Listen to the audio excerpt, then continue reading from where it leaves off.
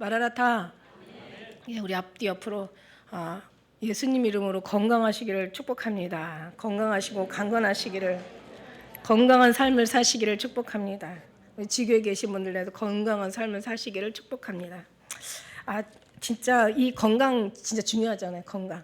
근데 제가 그런 생각을 해봤어요. 건강. 막 저도 이제 막 건강하려고 막 쳐 바르고 그다음에 막 뛰고 열심히 뛰거든요. 막 뛰고 걷고 막 진짜 완전 그냥 지금 이제 막 이제 아니 내가 영혼만 건강해지는 게 아니라 몸도 건강해져야 되고 또 이게 표면적인 것도 건강해야 되잖아요. 건강에 이제는 발악을 해야지. 왜냐하면 이제 싸워야 되니까. 제가 조금 이렇게 우울하고 있더니 좀 약간 우울 좀 침체에 빠져 있더니 주님이 탁 속에서 네가 그거 가지고 그 마음으로 전쟁하겠냐 이러시더라고. 깜짝 놀랐어요. 제가 소름이 쫙 끼쳤어. 네가 그 정신 가지고 네가 전쟁하겠냐 이러시는데, 야 지금은 뭐 내 생각할 때도 아니고 뭐 이상한 또 무슨 뭐 침륜에 빠지는 거죠. 말하자면 뭐 어떤 감정에 빠져서 뭐 그냥 하나님이 이 어마어마한 일을 그르칠 때도 아니고. 그러니까 어떻게 해야 돼? 힘을 내야 되잖아. 그러니까 그냥 영육간에 영육혼이 다 막 힘을 내야 되잖아. 그러니까 건강해야 되잖아요. 그러니까 건강한데 육신만 건강하면 안 돼. 그러니까 건강은 뭐예요? 뭐 있잖아요. 뭐 우리 5대 영양소가 다 결핍되지 않아야 되잖아요. 영양이 결핍되면 건강할 수가 없잖아요. 모든 뭐 5대 영양소를 다 갖춰야 되잖아요. 그죠? 그것처럼 우리가 이 육신도 당연히 정말 어떤 근력을 위해서, 육신의 근력을 위해서 운동도 해야 되고, 그다음에 또 막 그냥 뭔가 이제 새롭게 해야 되고, 그다음에 뭔가 영양 집어넣어서 5대 영양소가 골고루 섭취가 될 수 있어서 건강을 유지할 수 있도록 해야 되고, 또 그거 가지고 부족하면 또 건강식품도 먹어야 되고, 이래야 건강을 유지하잖아. 근데 육체 건강만 해서 건강해지겠어요? 실제적으로는 영이 강건한 같이 범사가 강건한데 영이 건강해야 되잖아. 그러니까 감히 저도 그럼 우리 5대 영양소는 뭘까라고 생각을 해봤어요. 우리 영혼에. 이제 말씀은요 하나님 우리에게 주시는 말씀이에요. 기도는 우리가 하나님 앞에 드리는 거란 말이야. 그죠? 이게 합해져서 예배가 되는 거잖아요. 네, 그러니까 하나님 앞에 우리가 하나님 말씀하시잖아요. 그 말씀을 우리가 받는 거고, 또 그 말씀을 받아서 우리가 기도를 하나님 앞에 드리는 거고, 그러면서 예배하면서 찬양하면서 기뻐 찬양하면서 감사하면서, 이게 모든 5대 영양소 아니겠냐는 거죠. 예배를 통하여 말씀과 기도가 오가고 찬양과 또 감사가 또 영광을 하나님 앞에 올려드리고 막 이게 건강해지는 거예요. 영혼이 건강한 거죠. 어느 하나가 빠지면 안 되는 거죠. 그죠? 말씀이 빠져서도 안 되고, 기도가 빠져서도 안 되고, 예배가 빠져서도 안 되고, 찬양이 빠져서도 안 되고, 감사가 빠져서도 안 되고, 이 모든 영광이 다 하나님 앞에 올라가야 되는 게 건강한 영적 삶을 사는 거더라고요. 그 외에 뭐 다른 건 너무 신경 쓰지 마세요. 그래서 그렇게 주님 한 분으로 기뻐하고 즐거워하는 거, 이게 건강한 거야. 그다음에 그러면 이제 주님으로 건강해지면 어떻게 되겠어요?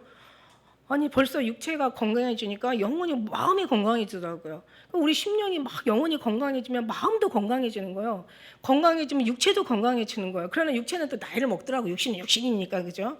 근데 그럴 때는 좀 이렇게 좀 가는 세월 뭐 누가 막을 수가 있나요? 뭐 흘러가는 그 세월을 잡을 수가 있나요? 뭐 없는 거지. 그러나 할 수 있는 대로 최대한 우리 어떤 삶의 노력을 살아가는 거죠. 그러면서 이게 막 씩씩해지는 거예요. 한마디로 영감에 좀 씩씩해지면서, 그러면서 하나님 앞에 아름다운 영광을 올려드리면, 그러면 마음에, 그 다음에 우리 육체가 삶이, 인생도 바뀌어. 그죠? 인생도 바뀌어. 그래서 우리가 진짜 주님 앞에 이런 건강한 삶으로 사시기를 예수님이 축복합니다. 그래서 오늘 그 건강을 위해서 오늘 말씀이 또 이렇게 우리에게 맛이 있어야 되는데, 오늘 이제 막 지금 이게 말이 사실 굉장히 길거든요. 이게 오늘 하루에 다 못하고 이제 2번 나눠서 해야 될 것 같은데, 7장 1절의 말씀이 보면 이제 우리가 6장까지는 그런 대로 우리가 여기 7장까지가 사실 아람어로 써 있거든요. 7장까지가 아람어로 써 있고, 아람어라는 것은 이제 공통 언어. 그러니까 말하자면 이제 당시에 지금 미국 뭐 영어가 보통 공통 언어 되잖아요. 어떤 각 나라마다 영어는 웬만하면 통하잖아요.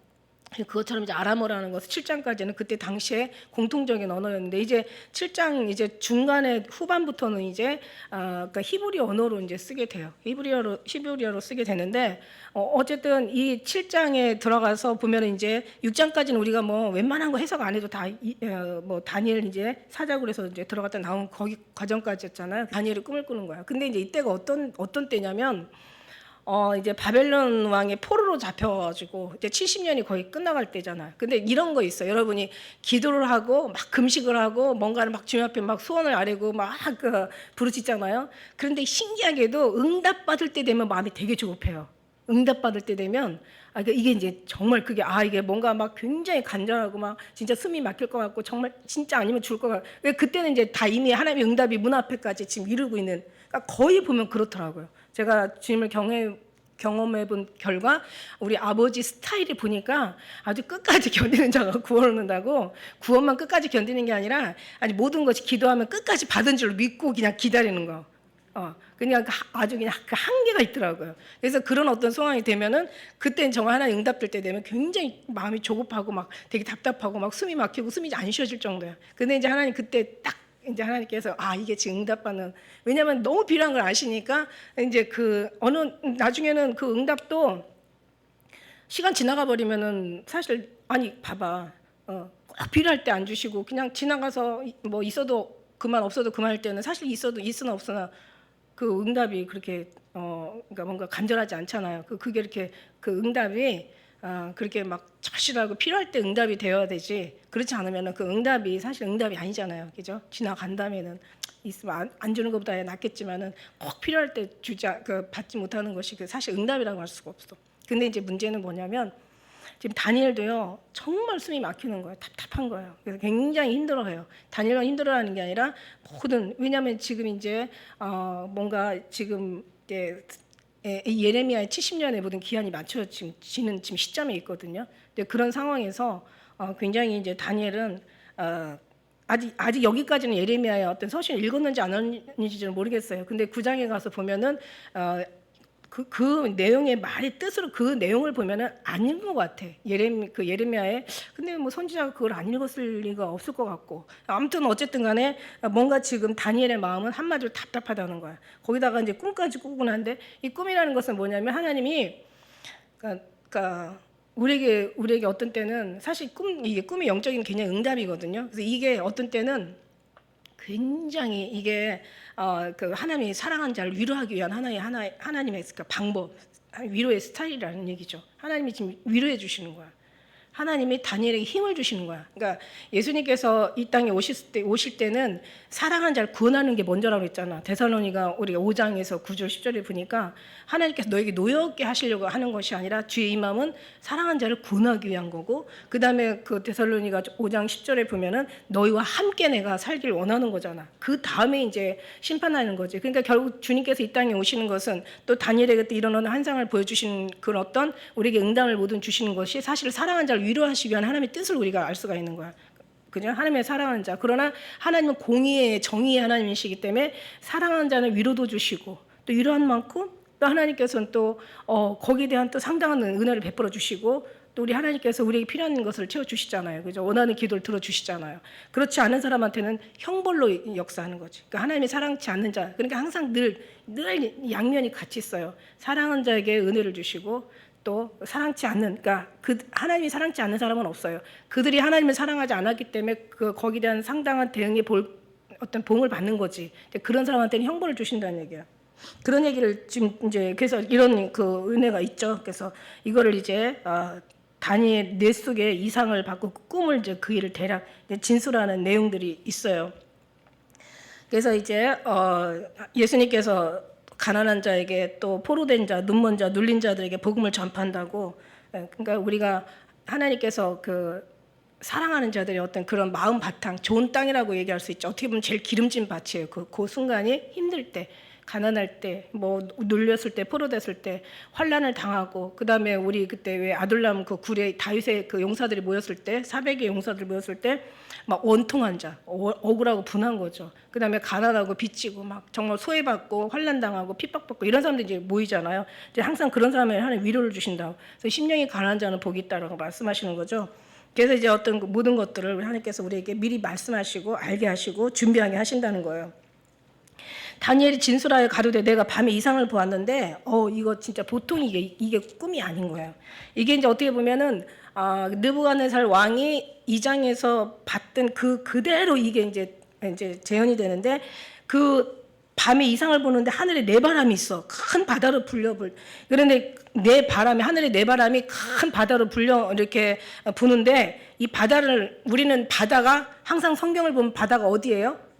바다가 세상이에요. 맞아요. 바다가 세상을 상징하는 거야. 그래서 이제 그 계시록 13장 1절에도 보면은 바다에서 짐승이 나오는 거야. 적그리스도가 나오는 거죠. 그래서 이제 세상을 상징하는데 네 바람이 한 번에 부는 게 아니에요. 여기서 보면은 한 번에 부는 게 아니라 이제 3절에 보니까 또 큰 왕 넷이 일어나잖아요. 이게 한 바람이 불 때마다 한 왕이 나타나는 거야. 그러니까 무슨 얘기냐면 바람 하나가 불 때마다 한 왕이 나타나고 나라가 바뀌는 거야. 또 바람 하나가 불면 또 한 왕이 내 나라가, 내 왕이 여기 큰 짐승 넷이 나오는 거죠. 이 큰 환란의 네 바람이 한 번에 부는 게 아니라 한 번 불 때마다 한 짐승씩 나타나는 거예요. 이런 것들이 나타나는 건데, 그러니까 그럴 때마다 이 나라가 정권 한번 바뀌는 것도 어마어마한 큰 환란의 바람인데, 이거 뭐 나라가 확 뒤집혀가지고 한 나라를 정복해가지고 다스리는 상황이 돼버리면 이거는 엄청난, 이거는 진짜 보통 환란이 아니죠. 그런 어떤 이제 환란의 바람이라고 우리는 표현할 수가 있어요. 그래서 한 바람이 이렇게 부는데, 그래서 이런 어떤 바람이 불고 뭐 큰 짐승이 나타나고, 그 짐승은 이제 말 그대로 짐승이죠. 그러니까 짐승 같은 이제 그런 정부들인 거죠. 짐승 정부. 그러니까 그런 것들이 나타날 때마다 사실은 이런 것들이 우리는 막 어떤 때는 정말 뭐 이게 나라냐, 이게 뭐 세상이냐, 뭐 이게 뭐 사는 거냐, 이거 뭐 지옥이지, 이게 뭐 죽는 거지, 막 이러면서 얘기하지만, 사실은 모든 정권이 바뀌든 나라가 바뀌든 하나가 망하고 하나가 흥하고 또 하나가 점령하고 하나가 패하고 하나가 쫓아가고 또 하나는 이 모든 것들이 다 어디서 나온다? 하나님의 이 바람, 네 바람. 하나님께서 이 바람을 막아주시면, 그래서 왜 그 말씀에도 있잖아요. 계시록에도 그런 말씀 있잖아. 그 스가랴에도 그런 말씀이 있고, 스가랴 6장 5절에도 하늘에 네 바람이 있는데 온 세상 주 앞에 모셨다가 나가는 것이라. 그러니까 하나님 바람을 통해서 들어오기도 하고 나가기도 하는 거. 세상이 바뀌기도 하고, 뭐 정말 뒤집혀지기도 하고 제대로 멀쩡하게 스가랴 2장 6절에도 여호와의 말씀이 내가 너를 하늘에 사방 바람같이 흩어지게 할 거냐. 흩트게도 하시고 모이게도 하시고. 하나님이 하시는 거거든요. 북방 땅에서는 도망할 것이라. 여호와의 말이니라.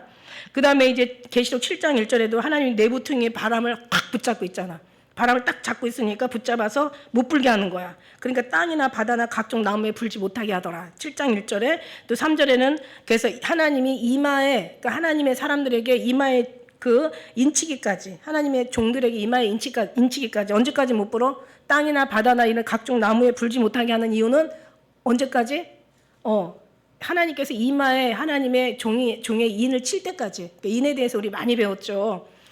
또 잊어버릴 수가 있어서 또 한번 인에 대한 거 너무, 왜냐면 인 맞은 자가 천국에 가고 사단의 인 맞은 자가 지옥 들어가는 거잖아. 인은 너무 중요해. 그래서 너는 날 인같이 마음에 품고 이렇게 얘기하시잖아. 도장같이 파래더라.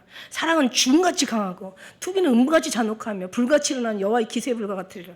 이 불은 아무도 꺼치지 못하고 홍수라도 엄물하지 못하다니 사람이 가사를 주고 이거 하나님의 사랑을 산다 할지라도 멸시를 받는다.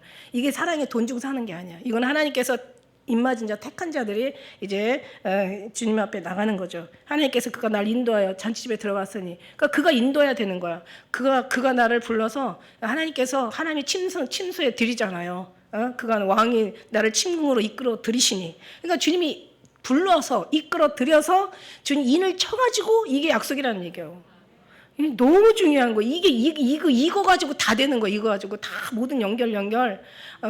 다섯 하나님 5대양. 그러니까 5대 영양소도 여기서 채워지는 거고, 여기서 하나님의 말씀이 이루어지는 거고, 구원이 여기서 이루어지는 거고, 들림받는 게 여기서 일어나는 거고, 우리 신앙생활 정말 열심히 하는 게 입맞은 여기서 일어나는 거예요.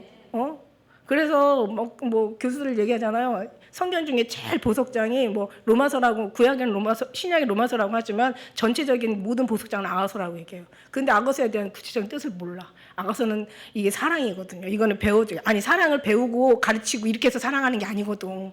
살다 보면 사랑이, 사랑하는 사람은 사랑할 수밖에 없게 돼 있어요. 절로 맺는 열매야. 그래서 하나님이 이 모든 걸 다 하나님이 이제 권세 아래 모든 것을 움직인다. 자, 그러니까 제가 소돔과 고모라 땅 그때 롯을 건져내실 때 천사가 뭐라고 얘기해요? 빨리 피하라. 내가 움직이지 않고는 내가 불을 내릴 수 없다 이러시잖아. 자, 무슨 얘기예요? 우리한테도 하나님께서 피할 수 있는 하나님이 기회를 주시는 거야. 네가 피하지 않으면 내가 불을 내릴 수가 없어. 그래갖고 나중에 앉으면 가버리잖아. 아예 끌고 가잖아. 왜냐면은 하나님이 약속하면 약속을 지켜줘야 되거든요. 약속은 지켜줘야지 말씀이지. 하나님의 말씀은 말씀이라는 건 말씀이 쓰임받는 게, 말씀이 이루어지는 게 쓰임받는 거거든. 그 말씀, 하나님 말씀하시는데 그 말씀이 안 이루어지면 그건 쓰임받는 게 아니잖아요. 그죠? 그러니까 하나님 말씀은 완전하시고 온전해서 흠이 없는 거예요. 그러니까 하나님이 확 끌어가버리는 거야. 사랑하는 자를 내가 열심히 해서 천국 가는 게 아니라, 내가 열심히 해서 사도가 되는 게 아니라 하나님이 사도를 세웠기 때문에 사도의 신앙이 나온다는 얘기죠. 그죠? 여러분 성도가 그냥 성도가 아니라 하나님의 성도로 부르심을 받았기 때문에 성도의 거룩한 삶을 사모하고 그걸 기도하는 거예요. 구하는 거예요. 여러분. 여러분한테서 나온 거 아니야. 그건 불법이야. 천부께서 심지 않으면 다 뽑혀버린대. 네. 사람의 혈통으로 육정으로 되는 것이 아니라 오직 아버지 뜻으로, 아버지로 난자라야 될지냐 이렇게 얘기하시잖아요. 그런 것처럼, 그래서 이 모든 세상의 모든 것들은 다 하나님의 주권이야. 그러니까 하나님의 사랑 가운데 우리가 주님의 품 안에 있어. 그러면 우리는 그냥 어떻게? 그냥 엎혀서 그냥 안고, 품에 안고 업고, 그냥 주님께서 그냥 품에 안겨서 가는 거예요. 우리는. 우리가 하는 게 아니라 주님의 품에 안기는 거야. 우리는. 할렐루야. 큰 바다, 세상 모든 인류, 세계 열국을 상징하는 거거든요. 그래서 이 바람도 이제 하나님께서 멈추게 하시면 멈추는 거고, 불게 하면 부는 거야.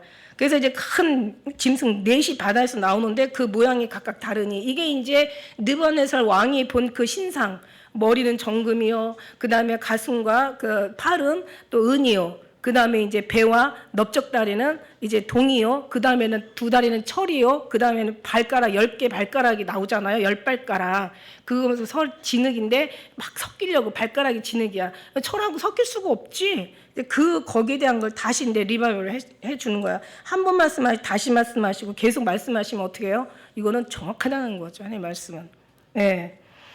그래서 이제 큰 짐승이 나와. 그래서 여기 큰 짐승에 나오는데 짐승에 대한 해석이 나와 있어요. 어디냐면 7장 17절에 해석이 나와 있어요. 한번 보세요. 7장 17절. 자, 이 내 짐승은 뭐라고 그랬어요? 내 왕이라.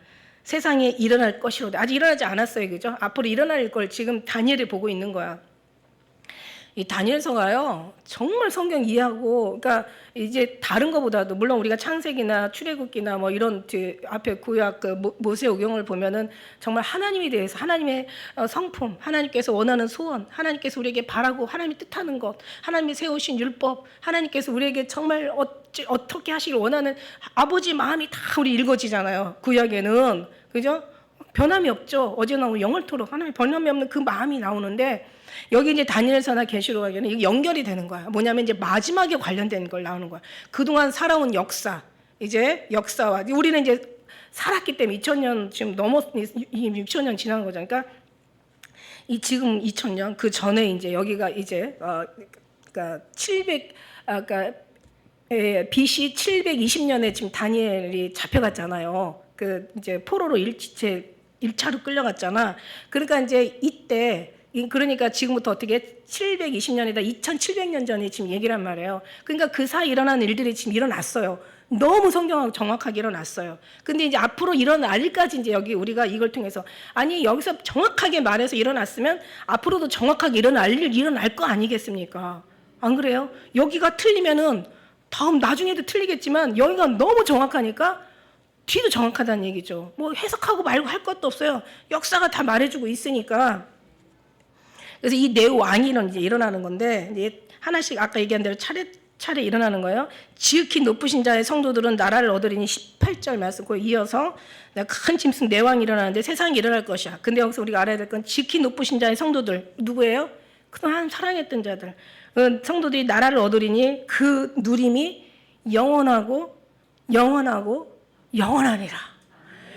영원 무궁하다는 거예요. 우리가 이것 때문에 지금 성경 말씀이 막 힘이 되고 위로가 되고 막 우리가 막 이게 그냥 삶에 정말 우리의 어떤 그 완전히 원동력, 에너지가 되는 거야. 이런 말씀들이 우리는 영원한 거야. 기왕이면 후회하지 말고 정말 죽도록 사랑하다 후회하지 말고 나중에 뒤에 가서 땅 치지 말고 그냥 우리는 정말 이 귀한 이 소중한 시간인데 카이로스의 시간을 보내야 된다라는 얘기예요. 네. 영원하고 무궁해. 그럼 다른 말로 말하면 세상은 영원하지 않다라는 거죠. 그래서 성경에 나오잖아요. 이제는 이 세상 옷과 같이 낡아 없어질 것이요. 그래서 진짜는 저 영원한 나라가 현실이고 여기가 꿈 같은 나라. 이제 언젠가는 손에 허무하게 잡히지 않는 게 꿈이잖아요. 잡히지 않는 게 꿈이에요. 우리가 지금 살지만 여기는 꿈 같은 데야. 이거 온것 같이 낡아서 이제는 없어지는 게 꿈이란 말이야. 꿈은 사라지는 거잖아. 이제 여기서 이제 나오는데 그 각각 모양이 달라. 각각 나는 다 이제 앞으로 이제 나오죠.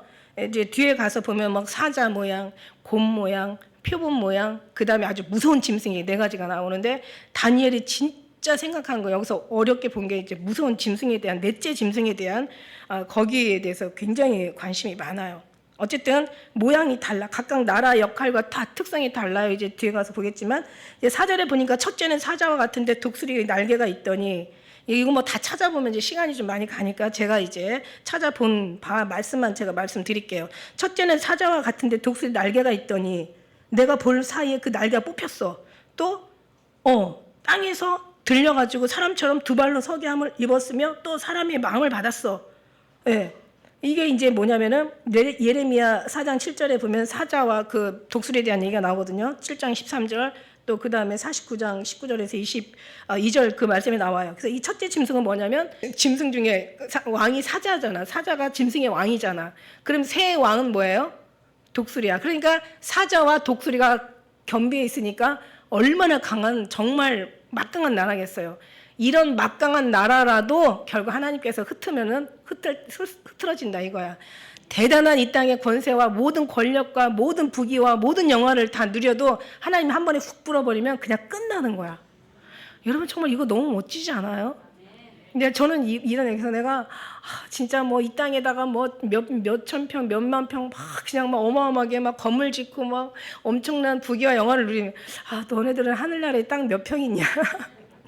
우리가 그랬잖아. 90평 곱하기 결국 알고 90m. 나중에 알고 봤더니 2,500평에 가까워. 그죠? 그런 땅, 그런 하나님의 집을 짓는데 우리 평수는 어떻겠어? 일반 성도가 그러면은 우리는 아주 그냥 날아다닐 것 같다는 생각이 들어요. 우리가 막 그 사자가 독수리 날개가 있는 이제 그런 우리의 모습인 것 같아요. 최고의 하나님의 영광 자리에 들어간다는 그런 의미가 있으니까 저는 정말 너무 좋아요. 이게 뭐 그리하지 않으실지라도 이게 살아가는데 얼마나 위로가 되고 힘이 되는지 몰라. 근데 그리하지 않죠. 왜냐하면 너의 믿음대로 될지어다. 저는 그 말씀을 믿기 때문에 절대로 될 줄로 믿습니다. 이미 된 줄로 믿습니다. 그래서 성경 말씀 우리를 막 힘을 주는 거야. 위로를 주는 거야. 하나님의 말씀을 이렇게 말씀을 주는 거야. 그러니까 우리는 그 말씀이 이루어지도록 또 기도 드리는 거고. 그래서 하나님 앞에 이 모든 걸 다 이루신 하나님 앞에 예배로 감사와 찬송과 영광을 막 주께 올려드리는 거야.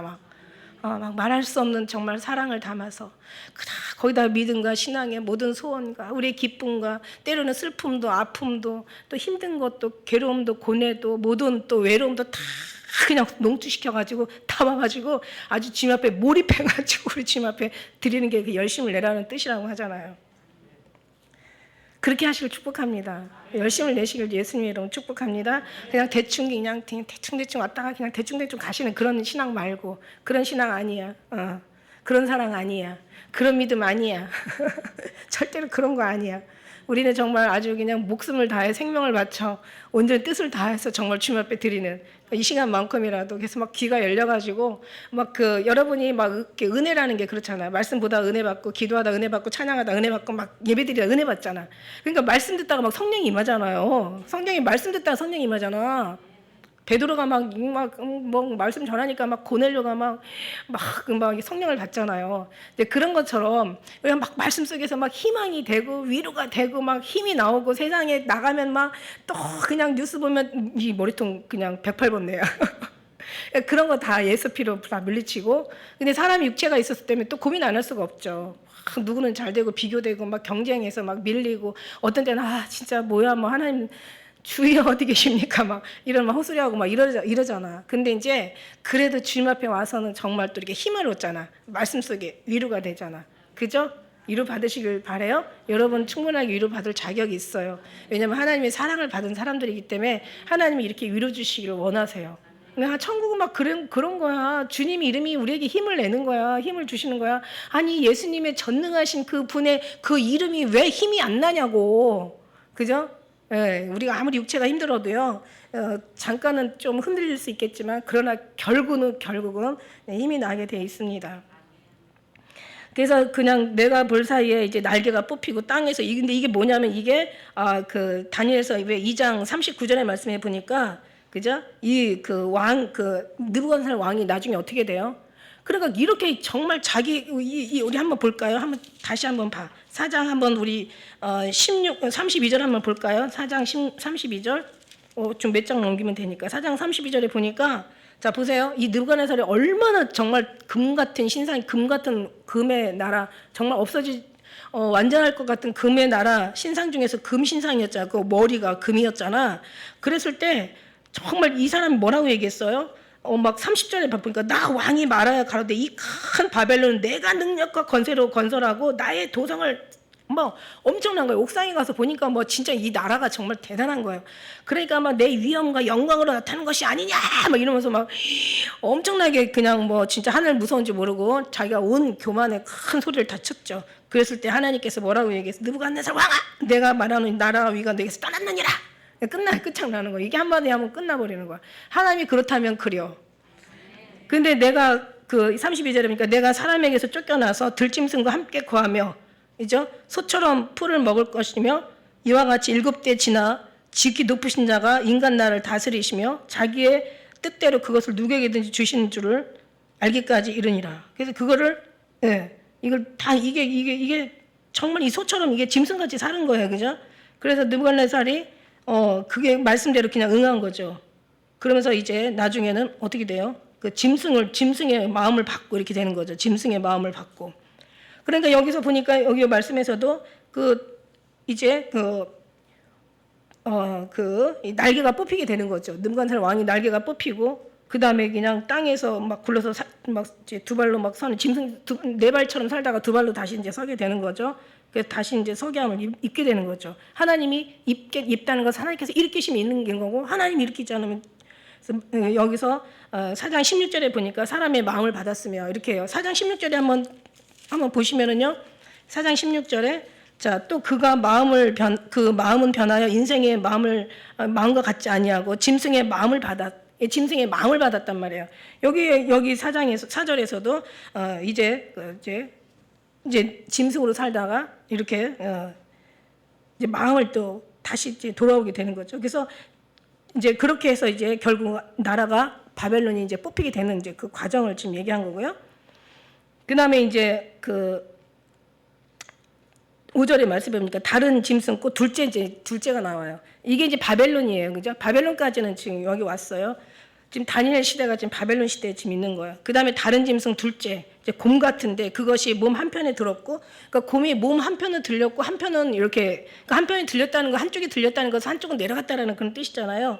그 입 사이에는 새 갈빗대가 물렸는데 그에게 말하는 자가 있어 이르기를 일어나서 많은 고기를 먹으라. 이게 이제 페르시아 메대 바사를 얘기하는데 메대가 원래 이제 7, 8장에 가면은 그 양이 있어요. 양이 나오는데 양의 뿔을 보니까 하나는 작고 하나는 컸다고 얘기했어. 여기서도 곰이 나오는데 곰이 하나는 들렸고 하나는 지금 내려갔다는 것은 무슨 뜻이냐면은 원래 이제 지난번 얘기했잖아요. 고레스 왕에 대해서 바사 왕 고레스, 원래는 고레스가 그러니까 이 바사가 메대의 속국이었단 말이야. 근데 이제 메대 공주가 이제 세상을 다스릴 만한 그런 일이 이제 그 꿈에서 그 아버지 그 꿈에 이제 메대 왕 꿈에 이제 불길한 꿈이 일어나는 거예요. 아니 세상을 다스리려면 자기 아들이 다스려야지. 왜 딸이 그 세상을 다스리는 그 딸의 몸에서 세상을 다스리는 애가 나와. 그래서 이제 애기를 이제 죽이려고 이제 이런 짓을 저런 짓을 다 하다가 그 지난번에 제가 말씀드렸잖아요. 그러니까 이제 결국은 메대가 이제 바사가 메대를 이제 말하자면 이제 통일을 시킨 거죠. 사실은 바사가 메대의 속국이었지만 나중에 이제 바사가 커져가지고 그래서 양의 그 해석도 나와요. 8장에 가면 그래서 양의 뿔 하나가 바사를 얘기하고 작은 뿔이 메대를 얘기하는 거예요. 그것도 해석도 나와요, 나중에. 그리고 여기서 나오는 곰에 들린 거는 바사를 얘기하고 처진 한 왼쪽 한쪽에 그 어깨는 이제 메대를 얘기하는 거예요. 그래서 결국에 뭐냐면 어느 나라냐면 이 곰의 나라는 메대 바사를 얘기하는 거죠.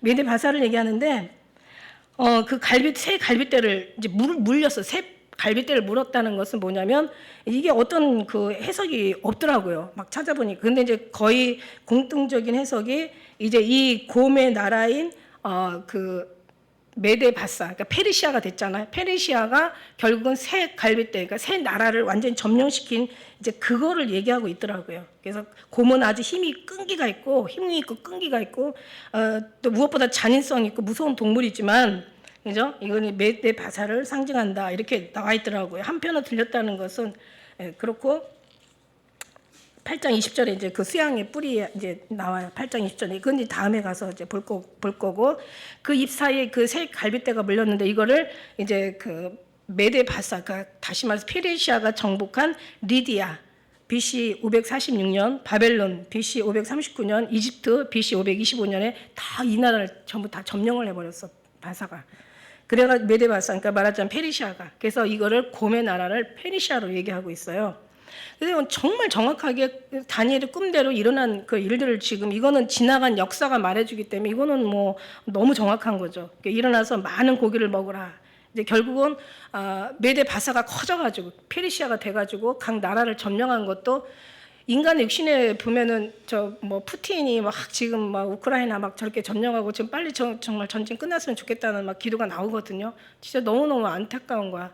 근데 어느 역사든 어느 그 왕의 권세들 그 어느 것도 하나님으로 말미암는 건 없어요. 하나님을 말미암은 거야. 그러니까 또 우리 또 기도가 부족해서 또 부족하면 안 되니까 또 하나님 제발 좀. 근데 또 우크라이나 역사를 보니까 저게 또 봉인가라는 생각 들어가는 게 우크라이나가 그렇게 유대인들을 또 많이 죽였다네. 예, 역사에 또 그런 아주 잔인하고 끔찍하게 특히 어린아이들을 그렇게 많이 죽였대요. 그래서 거기에 대한 봉이 아니가 또 뭐 이렇게 얘기하는 것도 있지만 어쨌든 자꾸 뭔가 이렇게 정말 주님이 오셔서 일어나는 어떤 그런 재앙이라면 우리가 어떻게 할 수 없지만, 그러나 그 전까지는 우리가 그래도 저런 일이 있으면 안 되겠다는 생각이 들어가요. 우리 육신의 생각이라도, 그죠? 우리는 우리가 옳다라고 하는 게 다 옳은 것 같고, 하나님 왜 그러세요? 이렇게 하면 안 되잖아요, 그죠? 그러면은 네가 하나님보다 위지.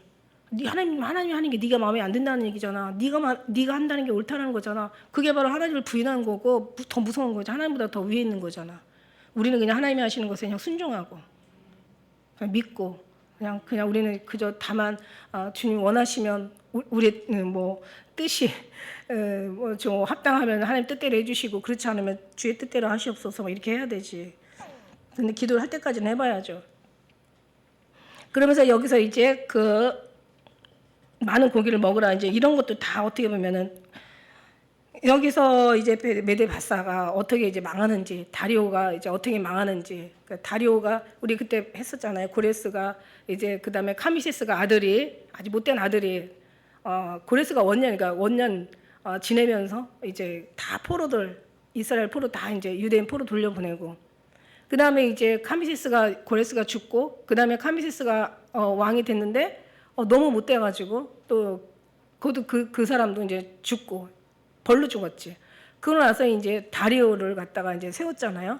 다리오 세웠는데 다리오가 또 그냥 웬만하면 그냥 이렇게 좀 어느 정도 굉장했대요. 이게 뭐 중국하고 미국 뭐 합칠 정도의 어떤 그런 어마어마한 나라를 그렇게 점령해서 통치를 했는데, 거의 인도 뭐 아프리카 유럽 어마어마한 곳까지 다 점령을 했는데도 그게 이제 부족한 거야. 이제 그러다가 나중에 이제 그 그리스하고 이제 싸우다가 이제 그리스하고 싸우게 됐죠.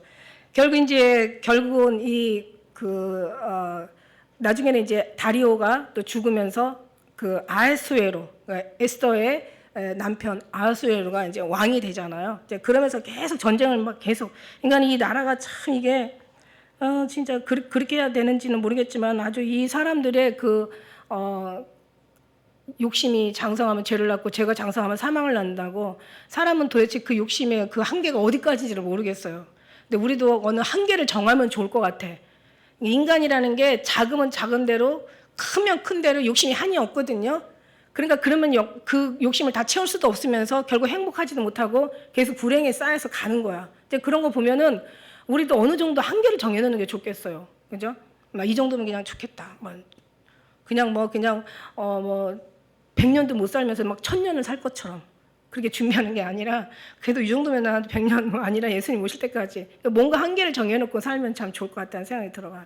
안 그러면 우리를 쳐서 복종하고 우리의 어떤 한계를 정해서 그 선에다가 우리 자신을 뭔가 머물게 하고 그 이상의 것은 감사로 행복으로 우리가 즐길 줄 알아야 되는데, 계속 진짜 그냥 넘겨줄 자식도 없고 그냥 평생 써도 모자라는 정도로 막 채워놓고 창고에다가 막 늘려가지고 막 갖다가 잔뜩 쟁여놓고, 그런데 주님이 얘기하시잖아. 이 영혼아, 이 불쌍한 이 가련한 영혼아, 내가 오늘 밤 너를 치유할 건데 네가 모은 건 다 네 것이 되겠냐? 막 이러면서 그런 걸 또 주님께서 말씀하실 때는 우리가 좀 한번 좀 생각하고 좀 한번 좀 반성하면서 봐야 될 필요가 있는 거예요. 하나님 말씀이 그렇다면 그런 거라니까요.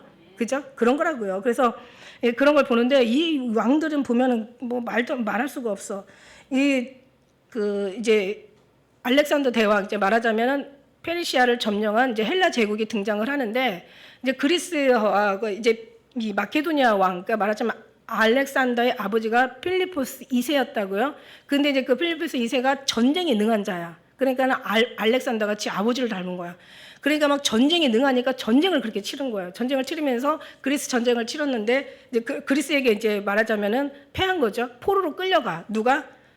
그 필리포스 2세, 그러니까 알렉산더 아버지가 끌려가요. 그리스로 끌려가가지고 거기서 포로 생활을 하는데 너무너무 거기서 행복하게 사는 거예요. 그래가지고 그 헬라의 그 그리스의 문화를 그리스에 다 받아들이는 거야. 필리포스 2세가, 그러니까 알렉산더 아버지가 완전히 그 그리스의 모든 문화, 모든 게 글, 모든 것들이 다 아름다운 거죠. 사실 그리스에는 모든 사람들이 다 동요하는 여러 가지 어떤 문화, 문명, 문물, 그들의 모든 풍습, 그들의 모든 게 사람들이 다 그리워하는 그런 게 있거든요. 그래서 이제 거기 가서 배워 와가지고 자기가 이제 그 마케도니아에서 이제 그 어떤 정책을 펼쳐요. 이제 그 중에 나은 게 이제 알렉산더가 나왔는데, 어느 날 이제 아버지가 이제 죽임을 당하죠. 전쟁에 근데 이 알렉산더는 워낙 어렸을 때부터 용맹해가지고 이 전쟁에 나가면 그냥 자기가 그냥 무조건 앞장서서 나가는 거야. 그러니까는 알렉산더의 원래 그의 표현은 그냥 무조건 나를 따르라야. 그래서 자기가 뒤처지도 않고 후미도 아니고 계속 앞에서 전진하는데 18살 때부터 그렇게 전쟁에 능한, 아주 그렇게 알렉산더가 아주 이 전쟁, 이런 어떤 전략, 전술, 기술, 아주 그 어떤 싸우는 어떤 그런 아주 대단한 알렉산더야. 아주 전쟁을 위해서 태어난 그 어떤 사람처럼 전쟁에 능한 거예요. 그런데 아버지가 죽고 나서 20세에 이제 왕이 되는 거예요. 20세에 이제 그 왕이 되는데, 마케도니아 왕이 되는 거예요. 이제 그러면서 나중에 이제 결국 그리스를 가서 쳐서 그리스와 이제 서로가 이제 통일이 되는 거죠. 그리스를 치고 그 다음에 나중에는 어디까지 가냐면 이제 그 페르시아, 아주 그냥 엄청난 그 고매 나라, 어마어마한 점령한 그 나라를 가서 또 점령을 하는 거예요. 대단하죠? 그래서 나중에는 이 알렉산더가 이제 참 내용이 스토리가 되게 많은데, 어디까지 가냐면 정말 이제 다리오가 점령한 그 이상에 가서 자기가 그걸 점령하려고 인도까지 가는데, 집에서 고향에서 아주 다 나오는 거죠. 전쟁을 치르기 위해서 아예 그냥 나라가 움직이는 거예요. 그렇게 10년을 사는 거예요. 전쟁만 하면서 사는 거야. 가는 데마다 그냥 승승장구 모든 걸 다 완전히 다 괴멸시키는 거야. 그러니까 막 완전히 어마어마한 통일이 되는 거죠. 그래서 이제 인도까지 갔는데, 인도에서 전쟁을 치르는데 그냥 보통 전쟁을 치면서 전쟁을 치는데 보니까 정말 생각지 않은 코끼리 부대가 오는 거야. 거기서 어마어마한 많이 힘들어하죠. 이 알렉산더 군대가 힘들어하다 보니까 나중에는 이제 전쟁에 대한 10년이 지나니까 회의가 오는 거야. 그러니까 이제 군사들이 더 이상은 못 가겠다, 돌아가겠다.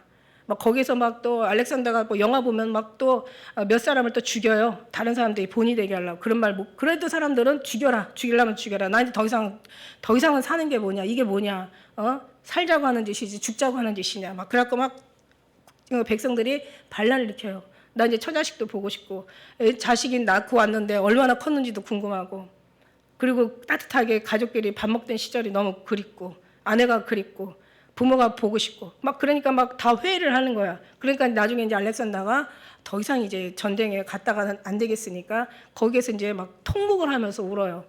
내가 더 이상 정말 더 점령을 해야 되는데 더 이상 이제 뭐 워낙 대제국이 돼버렸으니까 나중에 돌아와서 그게 인도에 갔다가 뭔가가 자기가 원한이 안 돼서 그랬는지 몰라도 시름시름 알아요. 시름시름 앓다가 결국 병이 나서 죽었는데 막 제우스 신전에 가서 살려달라고 하지만 하나님이 살려야 되는 거지 어떤 다른 게 살릴 수가 없잖아. 우리는 정말 주님 앞에 기도할 수 있어서 너무 감사한데 그런데 이제 나중에는 빨리 유언을 해야 되는데 누가 나라를 통치할 수 있는 유언을 해줘야 되는데 유언을 안 해줘요. 안 해주고 그냥 죽어버려요.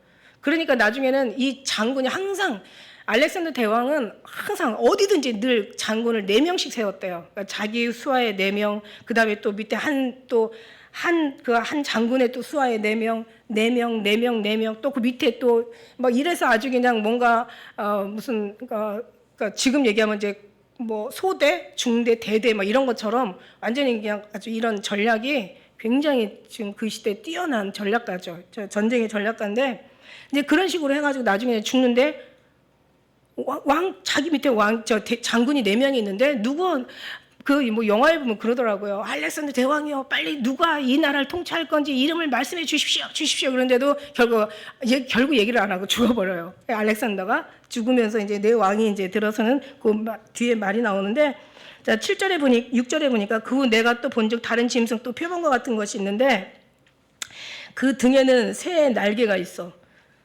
근데 넷이야. 그 다음에 그 짐승에 또 머리 넷이 있는데 권세를 받았으며 이제 4명이 그 4장군을 지금 얘기하는 거예요. 이제 4명의 통치자가 나오는데 여기에서 또 엄청난 그 헬라 제국의 그 비극이 또 시작되는 거예요. 왕은 하나여야 되는데 4명이 되다 보니까 막 서로 싸우게 되잖아. 그죠? 그런데 이 얼마나 이 표범이 사자도 강하지만 표범은 사자처럼 강하지는 않지만 날렵하게는 사자보다 훨씬 날렵하대요. 그러니까 엄청난 이 세계를 정복하는데 엄청나게 빠르고 신속하고 아주 굉장히 어떤 그런 어떤 월등한 굉장히 민첩성이 아주 뛰어난 그런 모습으로 알렉산더가 결국 나중에 33세 죽어요. 그렇게 막 오래 살 것처럼 막 그러고 전쟁을 치르고 살았는데도 결국 오래 살지 못하고 33대에 죽는 게 역사에 나오죠. 지금 참 답답해. 자기가 언제 죽을 거라고 생각하면은 사실 우리는 그런 것보다도 죽어서 어딜 갈 거라고 생각한다면 우리는 어디에다가 마음을 두고 살겠어요. 영원히 갈 곳에 우리는 마음을 두고 살겠지. 그래서 등에서 새의 날개가 있는데 사자에게 독수리에 둘이 있었다면 표범의 날개는 날개가 4이 있는 거예요. 아주 신속하고 엄청나게 빠르게 세상을 정복하는 거야. 그리고 이제 알렉산더가 이제 아버지의 어떤 그런 아버지로부터 많은 걸 배워가지고 알렉산더가 이제 어마어마한 도시 국가를 세우는데 그 도시들이 너무 아름다운 거예요. 그리스의 제국을 닮아가지고 우리도 왜 한번 우리도 옛날에 우리는 막 초가집 기와집 하다가 이제 외국에 이제 뭐 비행기가 왔다 갔다 하고 그냥 또 외국의 세계 자유화가 되고 옛날에는 한번 나가는 것도 쉽지 않았었어요. 그때도 막 그냥 한번 외국 한번 나가려면은 가서 막 또 어디 가서 뭔가를 또 뭘 배워야 됐어. 그런 거 배워서 특히 일본 같은 데 가려면 왜냐면 하도 그냥 막 북한에서 내려보내는 뭐라고 그러지 지금 생각이 답이 지금 그 단어가 잊어버렸는데 하여튼 외국에 가려면은 거기에서 잘 갔다 올 수 있는 어떤 여러 가지를 배우고 왔었어요. 우리가 이렇게 지금 세계 자유화가 가서 이제 갔다 오고 나서 이제 세계 자유화가 되다 보니까 유럽의 여러 가지 그 풍습들. 지금 옛날에는요, 유럽에 가면 유럽의 그 특유한 그들의 모습과 풍습들이 있고 그들의 문화, 문물들이 다 있어요. 또 동양에는 동양이 있고. 근데 지금은요, 이게 자유화 되다 보니까 한국에서 유명한 게 벌써 외국에 가면 벌써 거기에서도 똑같이 유명하고 또 거기서 유명한 것들이 또 와서 보면 여기서도 또 그렇게 또 따라서 하고. 그러니까 지금은 모든 것이 다 하나가 됐죠. 그러니까 그리스로부터 엄청난 그런 여러 가지 그 아름다운 그런 모습들을 배워와가지고 이제 알렉산더가 아주 그냥 그 많은 그 이제 또 그런 그 문화에도 많은 도움을 주죠. 그래서 그래가지고 언어도 많은 사람들이 그 모든 그 알렉산더 군사들이 5가지의 방언을 가지고, 그러니까 이게 전쟁을 하는데 이게 정말 안 되겠어. 그래가지고 이제 하나의 언어로 통일을 해가지고 이제 그 헬라 언어가 나온 거죠. 이게 성서에 나오는 이제 굉장히 도움이 된 언어죠. 그래서 우리가 구약은 히브리어로 기록되어 있고 신약은 헬라어로 기록이 되어 있죠. 이 성서가 이제 우리는 그 헬라를 신약을 원어라고 얘기하죠. 그래서 어마어마한 나라를 뭐 보니까 뭐 이거 뭐 시간이 많이가 20세에 어마어마한 그 나라를 정복했는데 소아시아 뭐 또 페르시아뿐만 아니라 뭐 그냥 그 이제 엄청난 나라들을 정복을 해요. 그러면서 그래봤자 33세에 결국 죽게 되는 그런, 이건 뭐 그냥 넘어갈게요. 엄청 많아. 이 사람이 정복한 그 나라들이 보통 많지가 않아. 7절에 보니까 내가 밤 이상 가운데 그 다음에 본 넷째 짐승은 무섭고 놀라워. 지금 이제 문제는 뭐냐면 여기까지는 이제 지나간 역사예요. 그 다음에 이제 7절에는 이제 로마가 이제 헬라를 제국하는 그런, 헬라를 그러니까 제패하는 이제 그런 과정인데, 로마는 우리가 알잖아요. 로마가 얼마나 무섭고 진짜 여기서 나온 말대로 이 넷째 짐승은 무섭고 놀라우며 극히 강하며 또 큰 철이가 있어요. 철의 나라라고 하죠. 철의 나라 로마. 철이가 있어. 먹고 부서뜨리며. 이게 이제 철이 뭐냐면 두 넓적다리잖아요. 넓적다리. 네, 그 느부갓네살을 본 신상이 두 넓적다리. 동로마, 서로마로 이렇게 이제 나뉘어져 있죠. 그 로마를 얘기하는 거야. 근데 얼마나 먹고 부서뜨리고 나머지는 발로 밟아. 자기가 못 먹는 건 그냥 발로 밟아가지고 아무도 못 먹게. 그 짐승은 전에 모든 짐승과 달라. 그래도 어쨌든 간에 바벨론도 마찬가지고 또 뭐예요? 페르시아도 마찬가지고 헬라도 마찬가지고 그렇게 남의 나라를 점령하면서도 그래도 기본적인 인간적인 게 있었거든요. 헬라의 그 알렉산더 대왕은 다리오 왕이 이제 어떤 그 두 신하에 의해서, 자기의 두 신하에 의해서 죽임을 당해요. 죽임을 당하니까 와서 알렉산더한테 와서 자기가 다리오를 죽였다고 그래요. 왜냐하면 이제 알렉산더의 그 마음을 살려고. 그랬을 때 헬라 왕 알렉산더가 뭐라고 얘기냐면, 왕은 왕만이 죽일 수가 있어. 너가 어떻게 네 신하가 되어 왕을 죽였냐. 그래갖고 그 자리에서 그 두 신하를 그냥 죽였다라는 얘기 정도. 그리고 나머지 그 가족들을 너무 불쌍해가지고 끝까지 잘 대해줬다라는 그런 얘기가 있어요. 그러니까 어쨌든 모든 페르시아나 바벨론이나 페르시아나 헬라는 굉장히 정말 인간적인 어떤 대우를 그래도 해줬는데, 그나마 물론 이제 어떤 노예로 와서 또 많은 제 나라에서 자기들이 사는 거와 같지는 않겠지만 어쨌든 그래도 그나마 괜찮았는데, 로마는 완전히 다르다는 거죠. 로마는 엄청 잔인하고, 그러니까 이거 뭐 사자 표범 아니라 이거는 이제 완전히 그 짐승으로 나오죠. 짐승 먹고 부서뜨리고 발로 짓밟고, 그리고 이제 이게 그 파괴적인 게 이게 이제 로마의 특징을 얘기하는 거죠. 그리스 다음으로 등장하는 이 나라가 로마, 이 7절이 쓰인 종아리, 그 느부갓네살 본 두 철 종아리, 양쪽 종아리로 이제 해석이 되어 있죠. 여기까지만 제가 우리 8절까지 했으니까 8절까지만 할게요. 이렇게 돌아가는 상황이 정확하면 앞으로도 도래할 할 상황도 정확하다는 걸 우리가 이제 알자는 거죠. 그리고 이 모든 게 다 하나님의 손에 의해서, 하나님의 그 어떤 주권에, 절대자의 주권에 의해서 이게 다 움직여지는 거라고 생각한다면 우리는 어떤 사람이 돼야 되겠냐는 거지. 이 모든 세상을, 우주 만물뿐만 아니라 모든 전 세계 모든 역사를 바꿔놓으시고, 역사를 만드시고 바꾸시고, 역사를 통치하시고, 역사를 이루어가신 하나님, 우리가 정말 주님의 그 중심에 선다면 하나님이 우리를 통해서 역사를 바꾸지 않겠냐는 거예요. 저는 그렇게 생각하거든요. 한 사람이, 작은 자가 나라를, 약한 자가 나라를 강국을 이루어. 근데 우리가 얘기하는 것은 뭐 이 땅에 뭐 무슨 뭐 왕이나 무슨 어떤 그런 무슨 총리나 무슨 뭐 장관이나 어떤 그런 권세자로 있는다는 얘기가 아니라 하나님 나라의 영광의 그 물줄기를 바꾼다는 건 이거 하늘나라의 역사라는 거죠. 눈에 보이는 게 아니라 보이지 않는 하나님. 여러분 나비 효과 알잖아. 나비 효과. 나비 하나가 그냥 아무것도 아니야.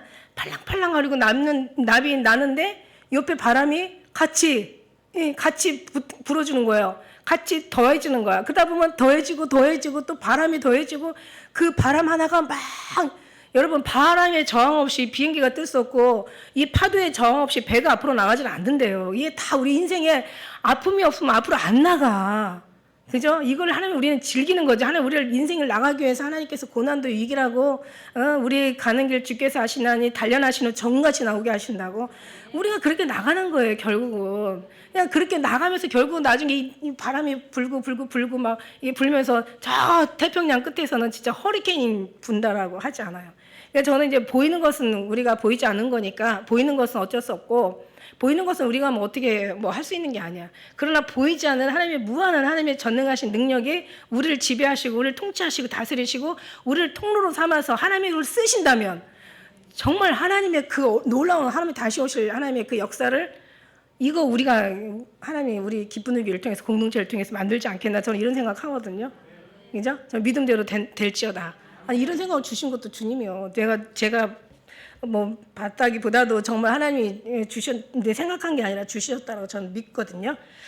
그래서 이제 이렇게 엄청난 이 끔찍한 그 짐승 결국 로마에 이제 우리가 주목해야 될 앞으로 나올 안티오쿠스라는 그 에페파네 사세라는 게 나와요. 이 완전히 적그리스도의 모양 그대로 완전히 그 어떤 하나님의 성전을 짓밟고 하나님의 성전에다 돼지피를 뿌리고 아주 하나님을 조롱하고 그 다음에 믿음의 사람들을 정말 아주 괴롭히는 아주 엄청나게 막 발로 밟고 막 짓밟고 그러면서 어떤 그런 아주 그 로마의 포악하고 그 잔인한 아주 그냥 악한 자들의 그런 모습이 이제 로마에서 또 이제 펼쳐지는 거예요. 이제 그런 걸 보면서 이제 그 시대가 지나고 결국 지난 그 시대에 이제 예수님이 오시잖아요. 그 엄청난 시대. 그러니까 유대인들이 얼마나 고통과 괴로움 속에 우리가 살았는지를 우리가 가히 신약 이제 초대교회가 짐작이 가는 거예요. 이 로마에 얼마나 많은 힘든 고통의 시간들을 보냈는지 그들은 예수님이 기적을 일으키고 예수님이 움직일 때마다 언제 이 나라를 회복해 주시겠습니까? 언제 우리가 기다리는 메시아가 당신입니까? 세례 요한이 물어보잖아. 아니면 다른 사람을 기다리니까 이런 고통 속에서 왜 주님은 창기나 세리 막 어떤 그런 죄인들하고 같이 즐기고 먹기를 막 즐기고 막 포도주를 탐한다라고까지 나오잖아요. 그러고 나서 뭔가 기적을 베풀면 뭔가 있는 것 같은데 또 뭐 들리는 소리에 보면은 이거 아닌 것 같아. 세례 요한은 그냥 뭔가 예수님께서 오시면 메시아가 오시면 뭔가 그냥 정말 알곡은 다 타작마당에다가 놓고 알곡은 창고에 들이고 쭉정이는 다 불지를 줄 알고 그렇게 큰 소리를 치면서 이 독사의 새끼들아 그러고 계속 난리를 쳤는데 이거 아무런 게 안 나니까 세례 요한이 분명히 자기는 비둘기가 성령이 임하는 걸 비둘기처럼 임하는 걸 보면은 정말 하나님이 독생자라고 아는데도 불구하고 그런데도 자기는 그 신들매를 풀기도 감당하지 못한다라고 얘기해놓고도 예수님이 하시는 게 마음에 안 들었던 거야. 예수님 정말 저러시면 안 되는 거야. 지금 이 백성이 이렇게 죽어 나자빠지고 이렇게 아이들은 정말 매침을 당하고 막 그냥 죽임을 당하고 여자들은 가서 그냥 성놀이개로 또 젊은 사람들은 막 가서 자기들 노예로 또 말 안 들으면 막 학대하고 가서 고문하고 마음대로 죽이고 그냥 자기들 이런 삶 속에서 도저히 이거는 예수님이라고 할 수가 없었던 거죠. 그러니까 이제 그들이 예수님을 배척하게 되는 거죠. 돌로 쳐 죽여라. 우리 속았어. 억울하다, 분하다. 여태까지 저 인간 믿고 우리가 지금까지 정말 꿈을 꿨다라는 게 너무 한심하다. 가서 막 침 뱉고 막 뺨을 때리고 가서 그냥 막 치고 주먹으로 치면서 속았다 이거야 너한테. 이런 어떤 우리의 생각을 내버리지 않으면 우리도 뭔가 그때 똑같은 그러나 하나님께서는 절대 그런 삶 속에 우리를 두시지 않죠. 우리는 항상 승리 자리에 늘 주님께서 올려놓으시는 줄 믿습니다. 8절도 못하겠네. 자, 그래 여기서 우리가 7절 말씀까지 여기 이제 하다가 이제 말았으니까 7절 말씀. 예. 그 내 짐승, 무서운 내 짐승. 다음에 이제 이어가지고 제가 하도록 하겠습니다. 기도하겠습니다.